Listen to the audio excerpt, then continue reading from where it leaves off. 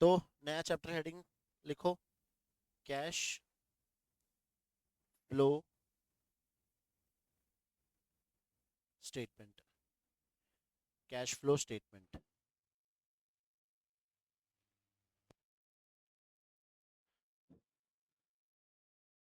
ये चैप्टर तुम लोग ने पहले पढ़ रखा है? कब पढ़ा था? ट्वेल्थ में पढ़ा था हम लोग ने। तो थोड़ा सा हम लोग ट्वेल्थ का बेसिक से एकदम स्टार्ट करते हैं। ठीक है, कैश फ्लो स्टेटमेंट।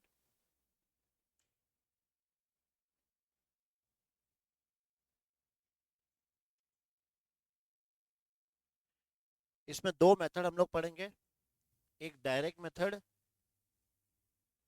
और एक इनडायरेक्ट मेथड। जो तुम्हें ट्वेल्थ में पढ़ाया गया था वो कौन सा मेथड पढ़े थे तुम लोग ने? इनडायरेक्ट मेथड पढ़े थे। डायरेक्ट मेथड वहां पे क्वेश्चंस नहीं आते थे, इसलिए वहां पे ये मेथड नहीं पढ़ा है। लेकिन अब तो सीए एंटर है, तो क्वेश्चंस तो कहीं से भी आ सकते हैं, डायरेक्ट से भी आ सकते हैं या फिर इनडायरेक्ट से भी आ सकते हैं। अब देखो, जैसे अगर कैश फ्लो का अगर मैं फॉर्मेट बनाऊं, cash flow statement for the year ended, जो भी ईयर होगा,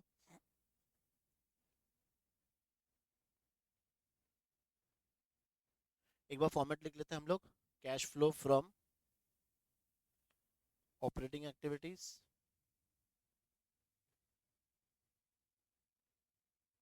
cash flow from operating activities, cash flow from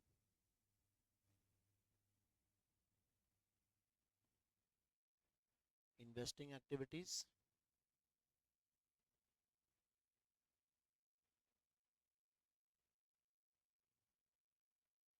cash flow from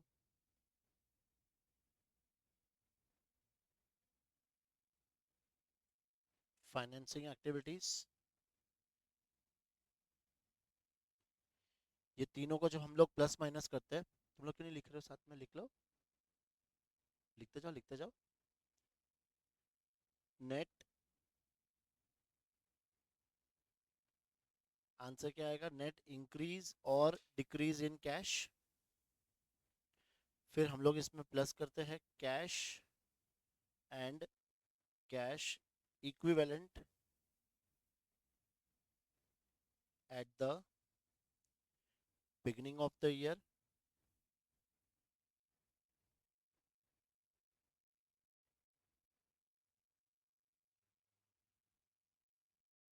और जो आंसर मिलेगा अपने को वो क्या होगा? Cash and cash equivalent at the end of the year.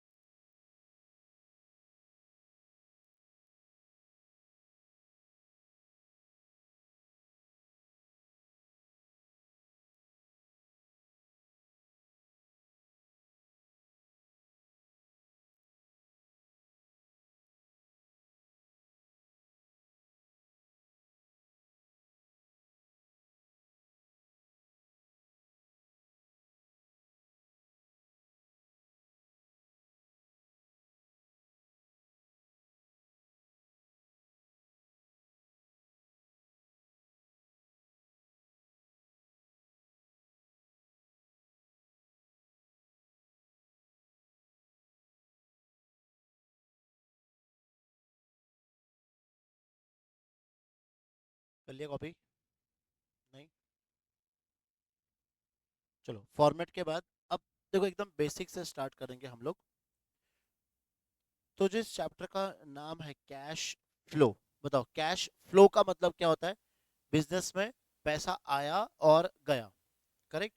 Business में जो पैसा आया और गया ना, जो पैसा आता है बिजनेस में उसको हम क्या कहते हैं? इनफ्लो। जो मेरे गुड बिजनेस में पैसा आ रहा है उसको कहते हैं हम लोग इनफ्लो, और जो पैसा जा रहा है उसको हम लोग क्या कहते हैं? आउटफ्लो। ठीक है, तो हम लोग जो कैश फ्लो स्टेटमेंट बनाते हैं वो किसके लिए बनाते हैं, to record the inflow and outflow of cash during a particular year, है ना।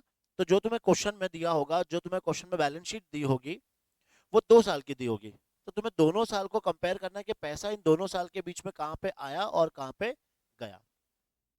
तो हम अपनी एक्टिविटीज को 3 पार्ट में डिवाइड करते हैं।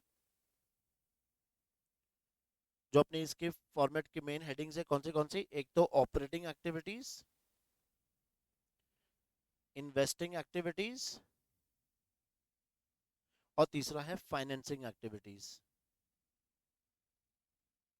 अब एक एक मीनिंग समझेंगे हम लोग। देखो, ऑपरेटिंग थोड़ा सा बाद में। ऑपरेटिंग के अंदर ही 2 मेथड जो हम लोग ने ऊपर लिखा था मैंने, कौन सा, डायरेक्ट और इनडायरेक्ट, वो सिर्फ कहाँ पे काम आता है, ऑपरेटिंग एक्टिविटीज को फाइंड करने के लिए काम आता है। बाकी इन्वेस्टिंग एक्टिविटीज और फाइनेंसिंग एक्टिविटीज के लिए मेथड का कोई मतलब नहीं है। ये मेथड सिर्फ और सिर्फ किसके लिए है, तो ऑपरेटिंग एक्टिविटीज के लिए। ठीक है। तो अब पहले हम लोग जो इजी है वो हम लोग एक बार समझ लेते हैं, इन्वेस्टिंग एक्टिविटीज।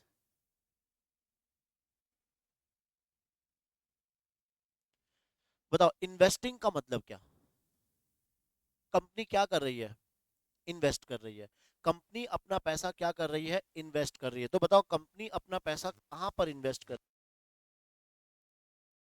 हाँ, या तो कंपनी अपने फिक्स्ड एसेट्स में इन्वेस्ट करेगी, या फिर हम लोग कोई नॉन करंट इन्वेस्टमेंट खरीदेंगे।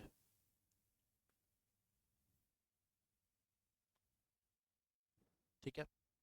फिक्स्ड एसेट्स मतलब क्या, मशीन, लैंड, है ना, plant and machinery, furniture, fixtures, ये सारे मेरे कौन से हो गए, फिक्स्ड एसेट्स। और नॉन करंट इन्वेस्टमेंट मतलब क्या, यहां पे याद रखना, हम किसी दूसरे कंपनी के शेयर्स, डिबेंचर्स, बॉन्ड्स वगैरह खरीद रहे हैं, है ना।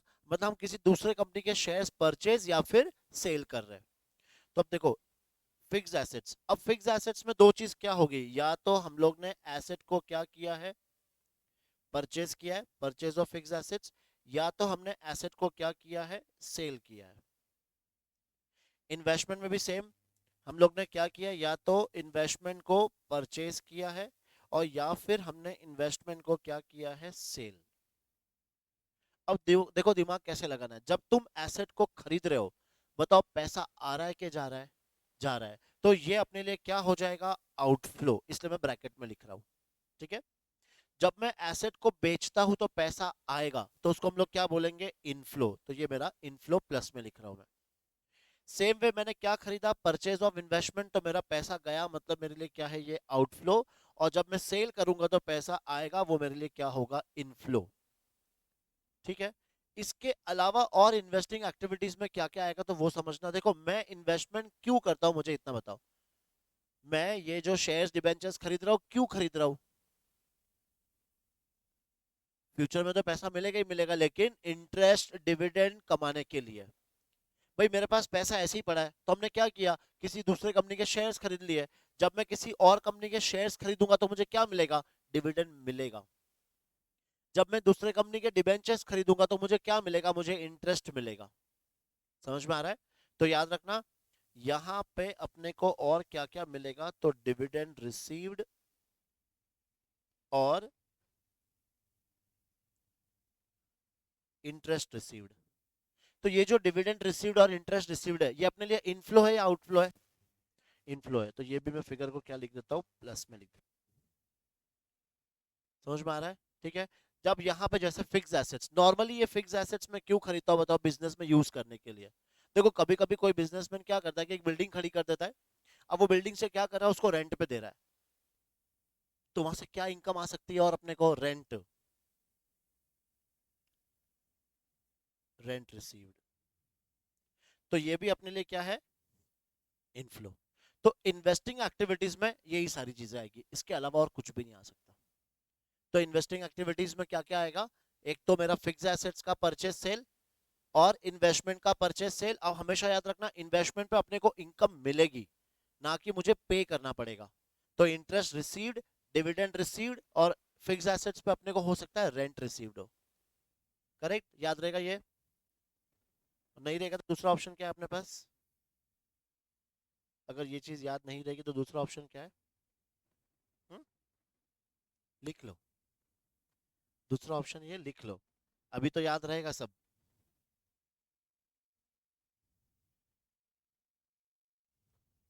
बस। नहीं लिख रहे तुम लोग? साथ साथ लिखते जाओ।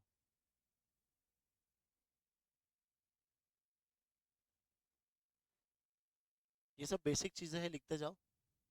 लिख लिया साथ साथ में?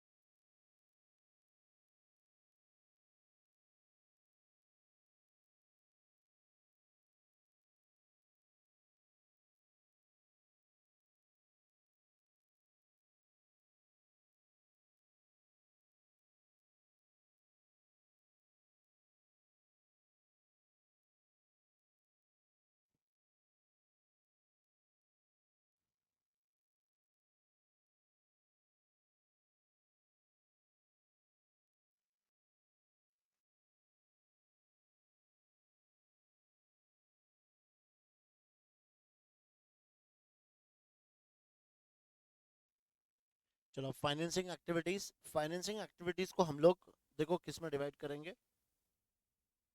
इक्विटी शेयर्स, प्रेफरेंस शेयर्स, और यहाँ पे डिबेंचर्स और लोन। देखो, इन्वेस्टिंग का मतलब क्या था? कंपनी पैसा क्या कर रही है? इन्वेस्ट कर रही है, या तो अपने फिक्स एसेट्स में या फिर नॉन करंट एसेट्स में। फाइनेंसिंग का मतलब क्या कि कंपनी के पास वो पैसा आ कहां से रहा है? तो कंपनी के पास क्या सोर्स है बताओ? या तो इक्विटी शेयर से पैसा आएगा, या प्रेफरेंस शेयर से पैसा आएगा, या डिबेंचर से पैसा आएगा, या फिर हम लोग बैंक से क्या ले सकते हैं? लोन ले सकते हैं। करेक्ट।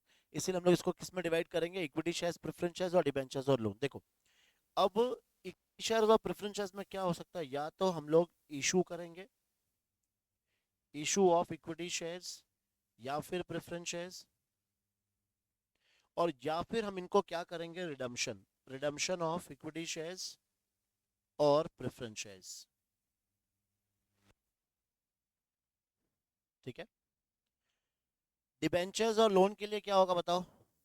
डिबेंचर्स और लोन के लिए या तो हम लोग लोन लेंगे, तो डिबेंचर के हम लोग वर्ड नॉर्मली यूज करेंगे इशू ऑफ डिबेंचर,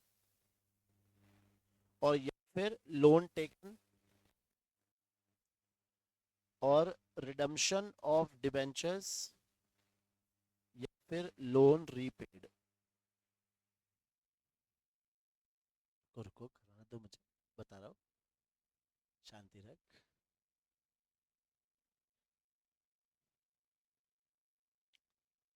ठीक है। अब इन चार जो मैंने लिखा है यहाँ पे, उसमें मुझे ये बताओ कौन सा तुम्हारा इनफ्लो है और कौन सा तुम्हारा आउटफ्लो है? खाली इतना सा बताओ। इशू ऑफ इक्विटी शेयर्स ये हमारा इनफ्लो, और ये आउटफ्लो। इसमें लोन टेकन अपना क्या हो जाएगा? इनफ्लो, और ये आउटफ्लो। ठीक है ना। अब एक और चीज इंपॉर्टेंट देखो, जब मैं शेयर्स इशू करता हूं, है ना, जब मैंने शेयर इशू करा है इक्विटी या प्रेफरेंस, तो इसका मुझे क्या पे करना पड़ेगा? डिविडेंड। तो यहाँ पे मैं डिविडेंड पे करूंगा, डिविडेंड पेड। और पेड मतलब ये मेरा क्या हो जाएगा? आउटफ्लो। और लोन की बात करते हैं तो लोन पे हमें क्या पे करना पड़ेगा? इंटरेस्ट। तो यहाँ पे इंटरेस्ट पेड जो मेरा क्या आ जाएगा? आउटफ्लो।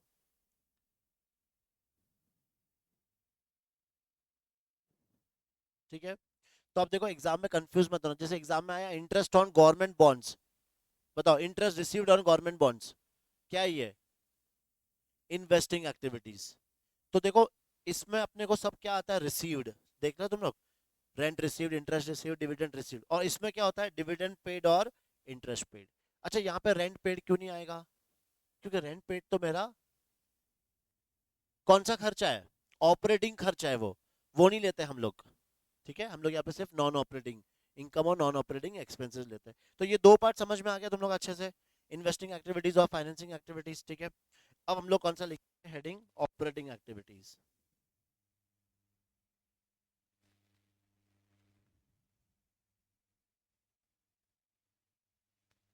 ऑपरेटिव के पहले हम लोग पढ़ लेते हैं इनडायरेक्ट मेथड। तो पढ़ा हुआ है already indirect method.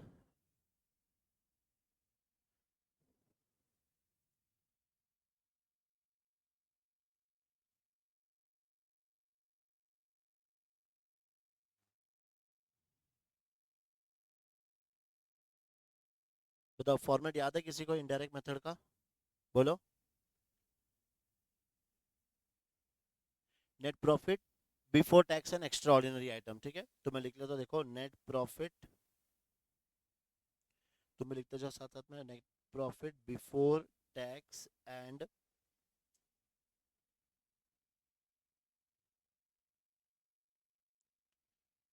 Extra ordinary items.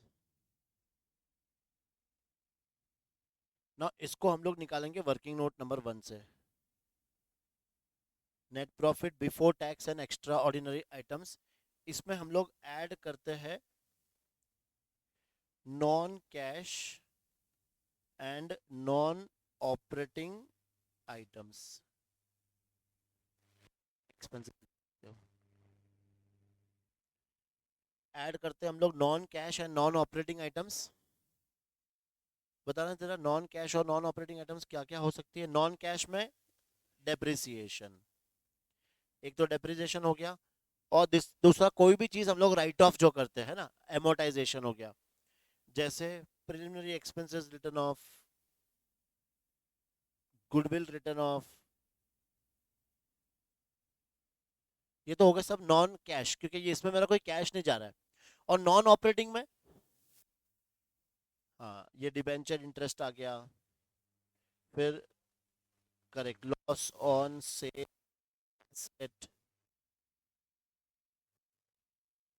ये सब मेरे क्या आ जाएंगे? Non operating expenses. फिर हम लोग इसमें माइनस करते हैं नॉन ऑपरेटिंग इनकम।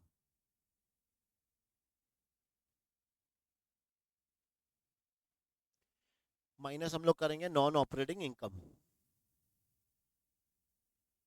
क्या आ सकता है बताओ? हाँ एक तो आ गया profit on sale of assets और इन्वेस्टमेंट, डिविडेंड रिसीव्ड, हाँ आएगा ना डिविडेंड, मैंने सब नहीं लिखा है, डिविडेंड पेड। डिविडेंड नॉर्मली अपन देखो इंटरिम और प्रपोज को ना वहां ले लेते हैं वर्किंग नोट्स में, इसलिए अपन यहाँ नहीं लेते इसको।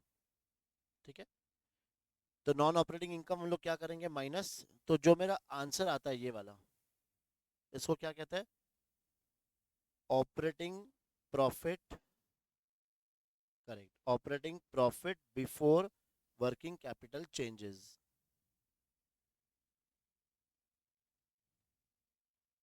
हाँ वो इसलिए तो वो जो लिखा ना नेट प्रॉफिट बिफोर टैक्स, ये वर्किंग नोट से आएगा, देखो लिखा मैंने वर्किंग नोट नंबर 1 से आएगा ये आंसर। वो अपन वर्किंग नोट बाद में बनाएंगे। Net profit, sorry operating profit before working capital changes. इसके बाद हम लोग इसमें क्या करते हैं? ऐड करते हैं। नो क्या ऐड करेंगे? Correct, increase in current liabilities और डिक्रीज इन करंट एसेट्स। ये तो हम लोग करेंगे ऐड, ऊपर करूँ?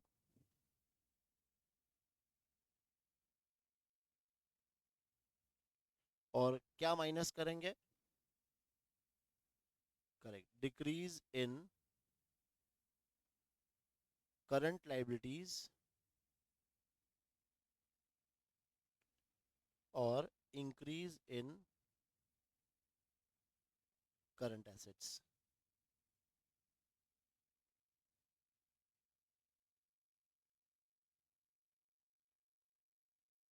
ये हम लोग प्लस माइनस करेंगे इसमें।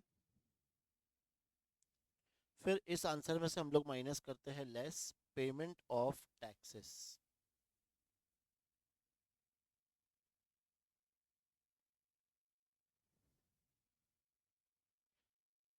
Payment of taxes. और फिर इसमें हम लोग प्लस या माइनस करेंगे extra ordinary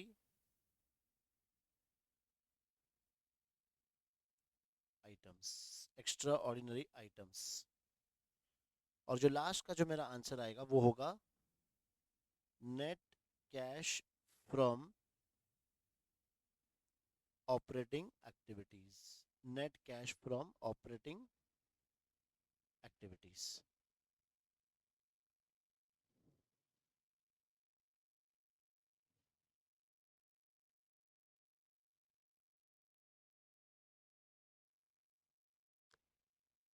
net cash from operating activities.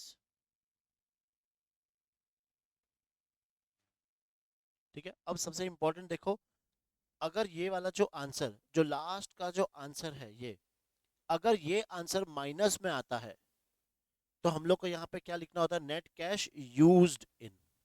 बस ये वर्ड याद रखना, अगर ये आंसर माइनस में है तो मुझे यहाँ पे क्या लिखना होता है? यूज इन ऑपरेटिंग एक्टिविटी, मतलब इतना पैसा तुम्हारा ऑपरेटिंग एक्टिविटीज में चला गया। और अगर पॉजिटिव आता मतलब यहाँ से तुमने इतना पैसा फ्लो हुआ है, मतलब तुम्हारा इनफ्लो हुआ है।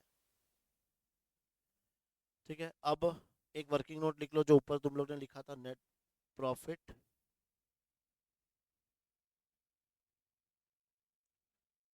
Before tax and extra ordinary items.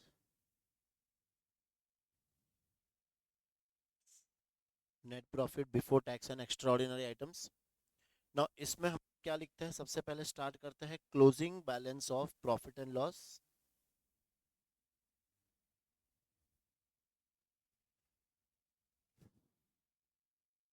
Closing balance of profit and loss, इसमें से माइनस करेंगे हम लोग opening balance of profit and loss.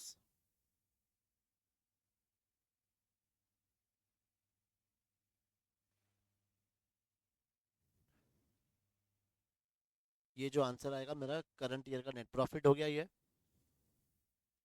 और फिर हम लोग इसमें प्लस करते हैं प्रपोज डिविडेंड,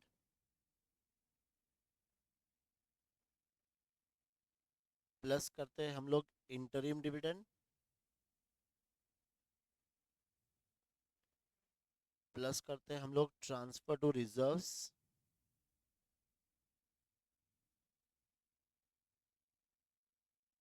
प्लस करते हैं हम लोग provision for taxes,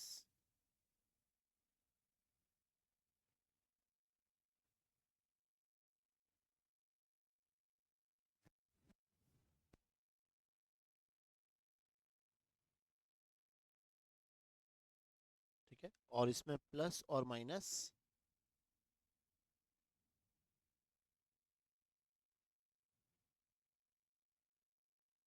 extra ordinary items. और जो लास्ट आंसर आएगा वो मेरे लिए क्या है? Net profit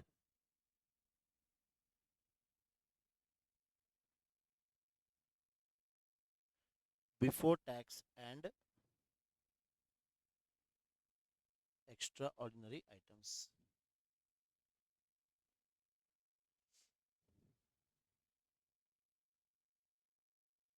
net profit before tax and extra ordinary items.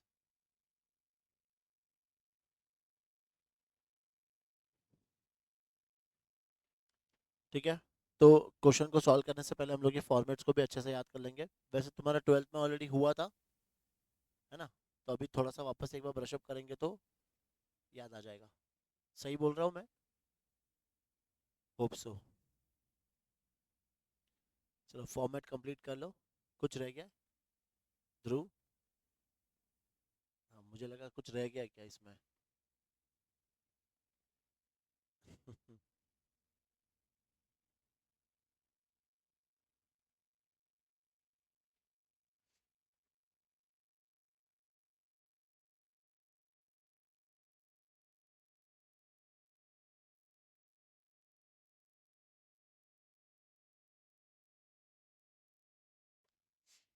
ये हो गया कौन सा फॉर्मेट, इनडायरेक्ट मेथड से। अभी हेडिंग डाल दो अंदर डायरेक्ट मेथड, एक फॉर्मेट लिखते खाली आज। देखो ऊपर क्या लिखा था, ऑपरेटिंग एक्टिविटीज इनडायरेक्ट मेथड, अब लिखना डायरेक्ट मेथड।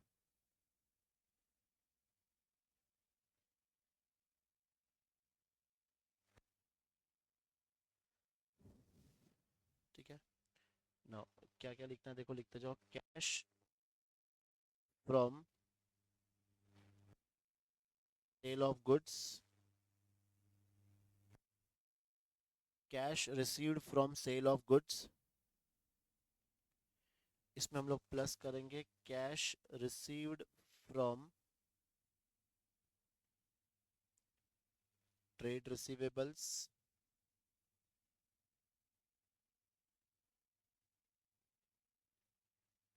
इसमें हम प्लस करेंगे cash received from sale of services, cash received from sale of services, इसमें से हम माइनस करेंगे payment for cash purchases,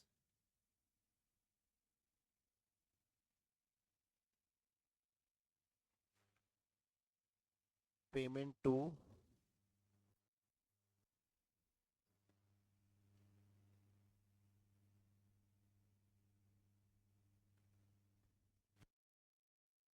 payment for operating expenses,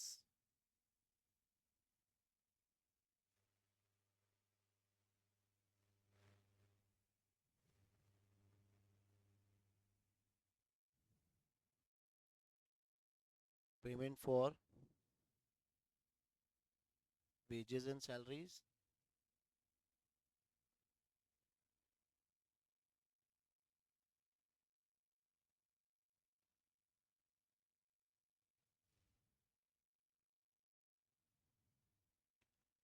and payment for income tax।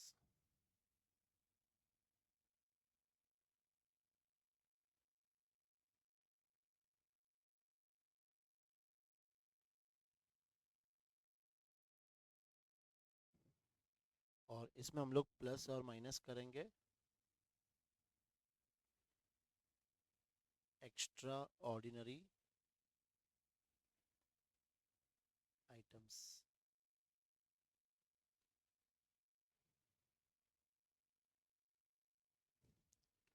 और अपना जो आंसर आएगा वो आएगा नेट कैश फ्लो फ्रॉम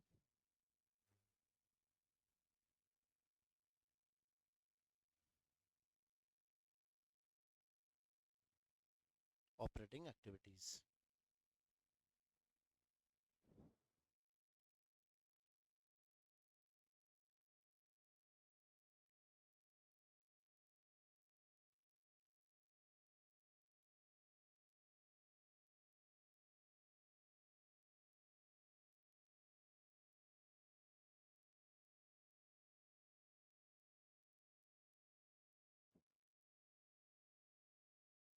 ठीक है, देखो डायरेक्ट मेथड किस पे फोकस करता है, डायरेक्ट मेथड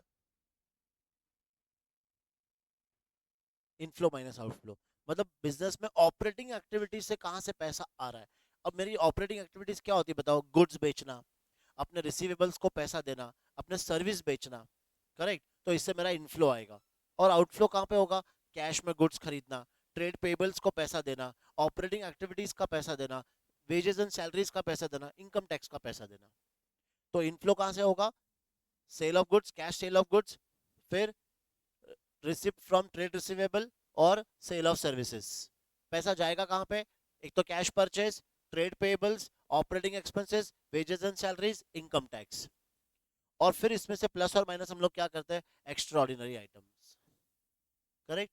तो एग्जाम में देख लो तुमने कि जो मेथड है डायरेक्ट और इनडायरेक्ट वो किसके लिए एप्लीकेबल है, ओनली फिर फॉर ऑपरेटिंग एक्टिविटीज।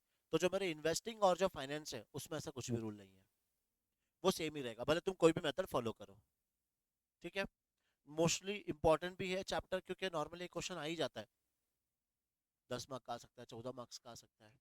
तो इसलिए अपन बहुत अच्छे से फोकस करेंगे इस पे, इजी है वैसे, इतना टफ नहीं है, है ना? ठीक है, तो बाकी क्वेश्चंस हम लोग कल से स्टार्ट करेंगे।